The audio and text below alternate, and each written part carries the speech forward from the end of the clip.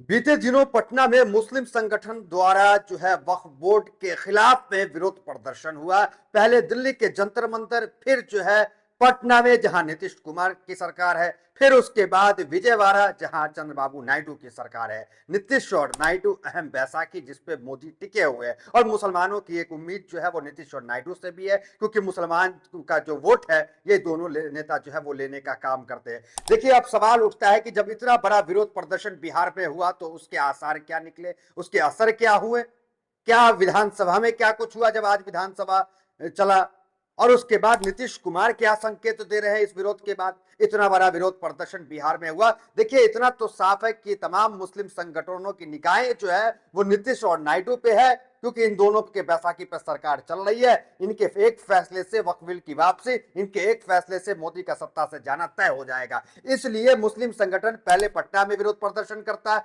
फिर मुस्लिम संगठन जो है विजयवाड़ा आंध्र प्रदेश में प्रदर्शन के लिए ऐलान करता है। पटना में कर चुका, विजयवाड़ा में करने वाला। देखिए, पटना में हुआ और उसके बाद असर क्या हुआ जरा समझ लीजिए, और किस प्रकार नीतीश कुमार एक बड़ा संकेत दे रहे हैं, उस संकेत को समझने की जरूरत है। देखिए, राजनीति में देखिए नीतीश के बारे में तो ये कहा जाता है कि नीतीश छींक दे तो खबर बन जाए, नीतीश हंस दे तो खबर बन जाए, नीतीश मुस्कुरा दे तो खबर बन जाए।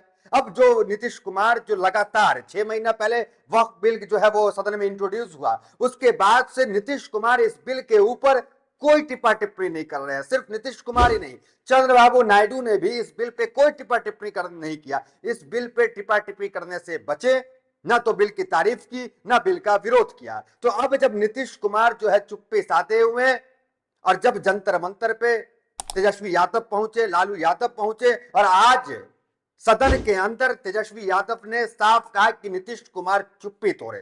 किस बात की चुप्पी? वक्फ बोर्ड को लेकर के जो चुप्पी साधे हुए। देखिए, इस विरोध प्रदर्शन पे क्या क्या जो है फायदा जो है यहां पे मुस्लिम संगठनों को मिला। पहला तो ये मिला कि तमिलनाडु के अंदर वक्फ विधेयक जो मोदी सरकार का जो कानून लेकर आई, उसके खिलाफ प्रस्ताव पास जो है स्टालिन की सरकार ने करने का काम किया। पहली सफलता ये। दूसरी सफलता, कर्नाटक के अंदर ठीक उसी प्रकार जो है वक्फ विधेयक का जो प्रस्ताव है उसे पारित करने का काम मोदी सरकार के खिलाफ जो है कर्नाटक में हुआ, तमिलनाडु में हुआ। अब जो है नीतीश पे दबाव बन रहा है, क्योंकि नीतीश ही वो आखिरी उम्मीद है मुस्लिम संगठन के लिए, मुसलमानों के लिए, जिसकी उम्मीद के तहत कहा जा सकता है कि हाँ ये बिल वापस हो जाएगा नीतीश और नायडू चाहे तो। देखिए, नीतीश ने संकेत दे दिया। क्या संकेत दे दिया समझ लीजिए।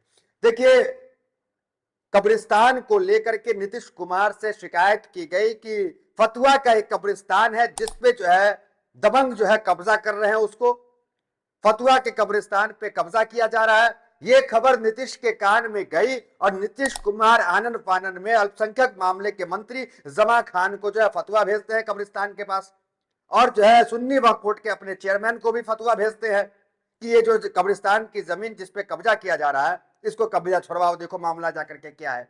ये इतना एक्टिव 24 घंटे में सदन के अंदर ओवैसी के विधायक अख्तरुल इमाम ने इस मुद्दे को उठाया और ये आरोप भी लगाया कि ये तो अंगरक्षक है नीतीश कुमार के, और तुरंत नीतीश कुमार एक्टिव हो गए और अपनी टीम को वहां भेज दी कब्रिस्तान की जो कब्जा कर रहा है उसको छुड़ाने के लिए। जरा इसे समझिए कि नीतीश कुमार की किस तरीके से पैनी नजर जो है वक्फ के मसले पे, उसके विरोध पे, मुसलमानों के हितों को लेकर के पैनी नजर बनी हुई है। देखिए, इरशादुल्लाह जो है वो सुन्नी वक्फ बोर्ड के जो है चेयरमैन है, और इरशादुल्लाह ने आज से कुछ दिन पहले कहा था नीतीश कुमार चुप्पी साधे हुए आपको पता है, लेकिन अंदर की खबर जो वक्फ बोर्ड के चेयरमैन है, जेडीयू के नेता हैं बिहार में, उन्होंने कहा कि जब इंट्रोड्यूस हुआ बिल सदन के अंदर आज से 6 महीना पहले, तो नीतीश कुमार ने कहा था कि अकलियतों पे आई परेशानी मेरी परेशानी होगी। यह बयान अरशदुल्लाह ने मीडिया से बताया कि नीतीश कुमार ने दिया है। इसका मतलब नीतीश जो है बिल पास नहीं होने देंगे, ये बात जो है इरशादुल्लाह ने कहा था उस वक्त। और चंद्रबाबू नायडू के हवाले से, चंद्रबाबू नायडू की पार्टी टीडीपी के नवाब जान एक नेता है टीडीपी के, उन्होंने कहा था कि ऐसा कोई भी बिल जो मुसलमानों को जिससे परेशानी होगी वो बिल चंद्रबाबू नायडू कभी पास नहीं करेंगे। ये दोनों बयान, और इन दोनों बयानों के बीच नायडू और नीतीश की चुप्पी, और किस तरीके से नीतीश जो है वो कब्रिस्तान की को लेकर के जो एक्टिव हो गए और तमाम मंत्री और सबको उतार दिए कि जाइए और उसको देखिए। इससे समझ में आता है कि नीतीश एक संकेत तो जरूर दे रहे हैं। एक संकेत तो खुद में है कि नीतीश चुप्पी साधे हुए, ये खुद में एक संकेत है। दूसरा संकेत, जिस तरीके से कब्रिस्तान के मामले में उन्होंने अपने मंत्री को भेजा कि जाइए वहां छुड़ा के लाइए। देखिए खबर क्या है, जरा खबर देख लीजिए आप, क्या कहता है हेडलाइंस। फतुआ में विवादित जमीन पर वक्फ बोर्ड का दावा, अल्पसंख्यक मंत्री पहुंचे। अब देखिए क्या खबर क्या है, देखिए जमा खान जो नीतीश कुमार की सरकार में एक प्रमुख मुस्लिम चेहरा है, ने इस मामले को हस्तक्षेप किया ताकि कब्रिस्तान की जमीन को बचाया जा सके। एक्स पर कुछ पोस्ट के अनुसार यह कार्रवाई अख्तरुल इमाम की शिकायत के बाद हुई, जिसने सरकार पर दबाव डाला गया। हालांकि इस घटना की आधिकारिक पुष्टि या सरकारी बयान अभी तक सामने नहीं आया। यह घटना बिहार में वक्फ संपत्ति और कब्रिस्तान की सुरक्षा को लेकर चल रही बहस का हिस्सा मानी जा सकती है। फतवा पहुंचना एक संकेत है कि नीतीश सरकार इस मामले को गंभीरता से ले रही है, खासकर अल्पसंख्यक समुदाय के बीच छवि बनाए रखने के लिए। तो अल्पसंख्यक समुदाय के बीच छवि बनाने के लिए नीतीश इस मामले को गंभीरता से ले रहे हैं। तो इस मुद्दे को आप जो है एक संकेत के तौर पे ले सकते हैं कि नीतीश ये संकेत दे रहे हैं। अब नीतीश कुमार तो कई संकेत दे चुके हैं कि हम मुसलमानों के साथ खड़े हैं। बार बार वो जो है इफ्तार पार्टी करते हैं, विरोध करने के बावजूद इफ्तार पार्टी करते हैं। दर्जन से ज्यादा संगठन बाइकआउट कर दिया, फिर भी इफ्तार पार्टी करते हैं। ये दिखाना चाहते हैं कि हम जो है मुसलमानों के साथ खड़े हैं। अब वक्फ आंदोलन के विरोध का असर हमने आपको बता दिया कि तमिलनाडु से लेकर कर्नाटक तक के राज्यों में जो है वक्फ का जो है विरोध हो रहा है। आप देखिए चुप्पी एक नेता ने तोड़ दी, वो नेता का नाम चिराग पासवान है। उससे पहले चिराग पासवान ने क्या कहा, किस तरीके से घुमा फिराकर अपने आप को मुस्लिम हितैषी साबित करने की कोशिश किया है। तो चिराग पासवान ने, जो केंद्रीय मंत्री है, रामविलास पासवान के पुत्र है, वो बताने से पहले बता दे कि कल पटना में जो विरोध प्रदर्शन वक्फ बोर्ड को लेकर के हुआ, जहां तेजस्वी यादव, लालू प्रसाद यादव, प्रशांत किशोर, तमाम बड़े बड़े नेता पहुंचे, उस बीच आज बिहार के विधानसभा में भारी हंगामा हुआ। हंगामा आरजेडी के विधायकों ने किया और एक ही मांग कि नीतीश कुमार इस मामले पे चुप्पी तोड़े।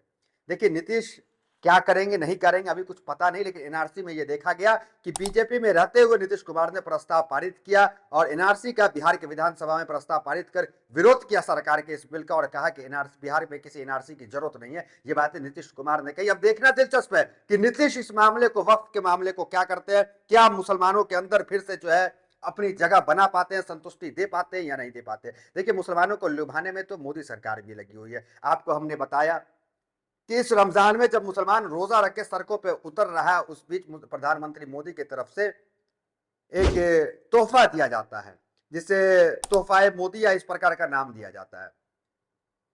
तो अब ये तोहफा जो, जिसमें ईद का तमाम किट दिया जाता है, लेकिन अच्छा तो वो होता कि वक्फ कानून को वापस ले ले, यही एक तोहफा हो जाता। नायडू भी मुसलमानों को लुभाने के लिए रमजान के समय 2 घंटा पहले छुट्टी कर देते हैं मुसलमानों के लिए, ये दिखाने के लिए आरक्षण लागू कर देते हैं। तो ये तमाम फैसले नायडू लेते हैं, जिससे लगता है कि ये तो मुस्लिम हितैषी है, लेकिन वक्फ के मामले में अब तक नायडू चुप्पी साधे हुए हैं। देखिए अब चिराग पासवान क्या कह रहे हैं, वो चुप्पी तोड़ दी है। चिराग पासवान ने अपने पिता रामविलास पासवान के 2005 के राजनीतिक कदम को याद करते हुए कहा, मैं अपने पिता के नक्शे कदम पर चलता रहूंगा, जिन्होंने यह वादा करके अपने राजनीतिक करियर को खतरे में डाल लिया था कि वे उसी पार्टी का समर्थन करेंगे जो किसी मुस्लिम को बिहार का मुख्यमंत्री बनाएगा। ये बात सत्य है कि रामविलास पासवान ने यह बात कहा था कि हम उस पार्टी को जो है समर्थन करेंगे जो मुस्लिम को मुख्यमंत्री बनाएगा। रामविलास पासवान कई मामले पर मुसलमानों के साथ खड़े भी रहे, लेकिन चिराग पासवान तो इस वक्त दलित के साथ नहीं खड़े हैं, वो मुसलमान के साथ खड़े होने का दावा जो है महज ढकोसला सा मालूम होता है। देखिए तमाम खबरें, तमाम हेडलाइंस चल रहा है, तमिलनाडु, कर्नाटक, सब जगह वक्फ की चर्चाएं हैं, लेकिन मुस्लिम संगठन है, मुस्लिम संगठन का पूरा जोर जो है बिहार और तमिलनाडु पे है। जिस बिहार और तमिलनाडु में के एक फैसले से बिल की वापसी, एक फैसले से मोदी सरकार का गिरना तय हो जाएगा। देखिए जो सरकार कही जाती थी कि जो कदम उठा लेती है उससे फिर पीछे नहीं हटती है, अब जब वक्फ को लेकर के बिल आ गया, मामला जेपीसी में गया और जो है पास होने के कगार पे आ गया, तो क्या ये मोदी सरकार जो है वो बिल वापस ले पाएगी, क्या बैक गियर लगेगा? तो बिल्कुल, पिछला कई रिकॉर्ड है जहां मोदी सरकार बैक गियर लगाई है। जब मोदी सरकार जो है पूर्ण बहुमत में थी तब की बात कर रहे हैं, जब 2019 से बनी थी। अभी तो 2024 है, न पूर्ण बहुमत की सरकार भी नहीं है और सदन में जो है लीडर ऑपोजिशन भी है। पहले 10 साल तो लीडर ऑपोजिशन भी नहीं था और किसान आंदोलन में सरकार ने बैक गियर लगाया, किसान कानून वापस लिया और आज से 10-12 दिन पहले जो है एडवोकेट अमेंडमेंट बिल सरकार लेकर के आई थी, सरकार को वो भी वापस लेना पड़ा, महज 1 महीने के अंदर वापस लेना पड़ा। इससे पता चलता है कि आंदोलन से जो लोकतंत्र अधिकार है दिया लोग देता है, उस अधिकार से अगर आवाज उठाओ तो आवाज सत्ता तक पहुंचती है और वो बिल जो है वापस होने का काम होता है। अब देखना दिलचस्प है कि एक उम्मीद तो है एडवोकेट अमेंडमेंट एक्ट से जो अभी जस्ट वापस हुआ, उससे एक उम्मीद मुसलमानों में जगी है, यही कारण है कि लगातार विरोध प्रदर्शन जारी है और सरकार को अल्टीमेटम भी दिया जा रहा है कि ये विरोध और धीरे धीरे बढ़ता ही चला जाएगा। तो फिलहाल खबर में इतना ही, मिलते हैं वीडियो बनाने के साथ। बहुत बहुत धन्यवाद।